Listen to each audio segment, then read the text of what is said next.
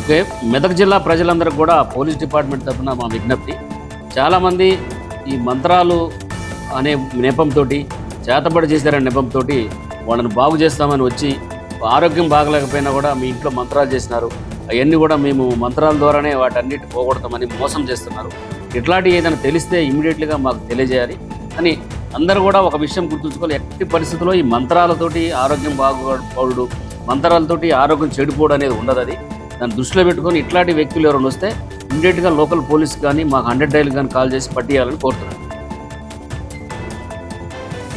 బాధితులు అన్ని ఏరియాలో ఉన్నారు కానీ చెప్పట్లేదు ఎవరు. మాకు ఈ సమాచారం వచ్చింది ఒకళ్ళు చేశారని, దాంతో మేము పట్టుకున్నాం. ఇంటరా పోయి పట్టుకొచ్చి ఆడి లిఫ్ట్ చేసి పట్టుకొచ్చి ఇంటరా చేసి అన్నీ బయటికి తెలియదు. ఇక తెలిసినాక మనం వాళ్ళు చెప్పినా చెప్పకపోయినా మా స్టైల్లో మేము వాడిని జైలు పంపుతాం. మళ్ళీ ఫర్దర్గా లేడీస్ ఇట్లా ఇది అసలు వాస్తవంగా ఎవరు ప్రెస్ ముందు పెట్టొద్దన్నారు, కానీ నేనే ధైర్యం చేసి పెడతాను.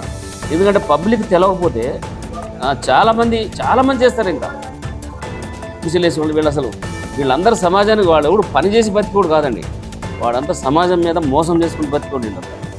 అర్థమైంది. ఈ మంత్రాల పేరు మీద, తర్వాత ఈ వేరే ఔషధాల పేరు మీద ఇవన్నీ ఏది సమాజానికి పనికిరావు. కానీ పబ్లిక్ ఏంటంటే మూఢనమ్మకాలు ఉండవు కాబట్టి వాళ్ళని ట్రాప్ చేసుడు, వాళ్ళని దాంట్లో కూర్చోబెట్టుడు, ఇక వాడిని మొత్తము ఎక్కడికక్కడో తీసుకుపోయి ఎక్కడెక్కడో ఏమేమో చేసి పారేస్తారు. ఆస్తులు అమ్ముకొని ఇచ్చేవాళ్ళు కొంతమందికి. మాకు మా ఇన్ఫర్మేషన్ ద్వారా ఒక వ్యక్తి ఎవరైనా ఇంట్లో బాగోలేకపోయినా, తర్వాత ఎవరికైనా మంత్రాలు చేస్తే మంచిగా ఈ విధంగా పూజలు చేసి తగ్గిస్తానని తిరుక్కుంటూ కొంతమంది మహిళలని పూజల పేరుతోటి లొంగ తీసుకొని వాళ్ళని హెరాస్మెంట్ చేస్తున్నట్టుగా ఒక సమాచారం వచ్చింది. అట్టి సమాచారం అందుకొని ఇన్ఫర్మేషన్ మీద ఒక వ్యక్తిని మేము పట్టుకున్నాము. ఆయన పేరు బొమ్మెల బాపుస్వామి ఇలియాస్ శివస్వామి, తండ్రి దుర్గయ్య, 27 years, కులం బుడగజంగం. ఈయనది అనుపురం గ్రామం, వేములవాడ మండలం, రాజన్న సిరిసిల్ల జిల్లా. ఇట్లా జ్యోతిష్యం పేరుతోటి, ఇళ్లలో పూజలు చేసే పేరుతోటి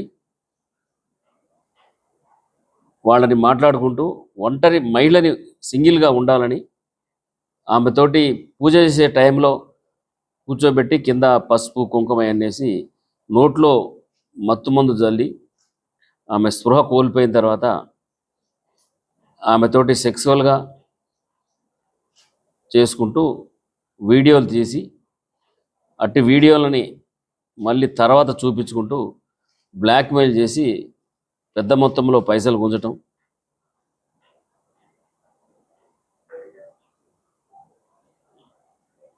చేసి కొన్ని రోజుల నుంచి జరుగుతుంది. అంతే, చాలామంది మహిళలతోటి వివిధ జిల్లాల్లో.